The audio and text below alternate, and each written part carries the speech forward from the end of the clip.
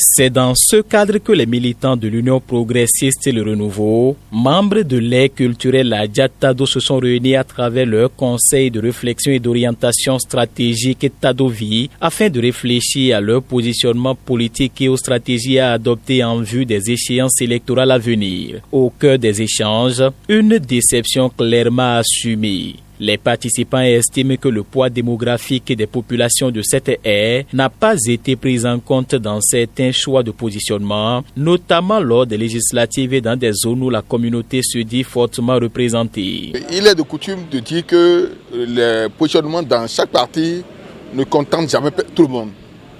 C'est une évidence. Mais davantage, nous sommes déçus au sein de notre fédération Adja Tado. Parce que nous estimons que dans Parakou, il y a des zones où nous sommes plus nombreux. Nous avons estimé à raison que dans cette zone, on devrait tenir compte de notre forte démographie pour nous positionner. Mais ça n'a pas été le cas, notamment dans le premier arrondissement où nous sommes très nombreux, nous n'avons pas senti ça. Nous avons senti malheureusement que c'est le dernier positionnement qui a été repris exactement. Donc nous sommes vraiment déçus. Nous sommes également déçus du positionnement que nous avons eu au niveau des législatives. Mais nonobstant ça, nous avons réfléchi pour dire, nous allons nous unir pour prouver encore une fois davantage que nous sommes nombreux et que notre vote ne doit pas être négligé.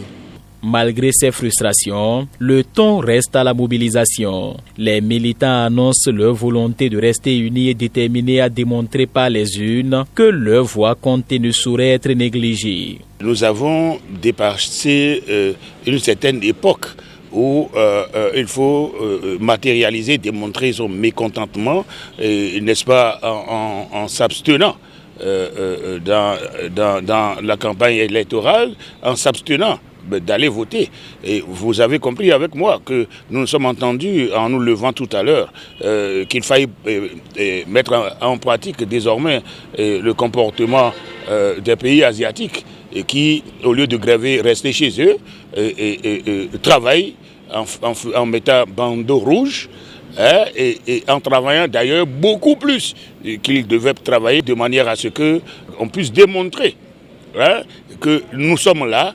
On ne nous considère pas à notre juste valeur, mais pourtant nous sommes là. Dans cette dynamique, un accent particulier sera mis sur le premier arrondissement de Parakou, présenté comme le principal bastion de l'aire culturelle Adja Tado. Un arrondissement où les militants promettent de concentrer davantage leurs efforts pour peser dans les résultats des élections à venir.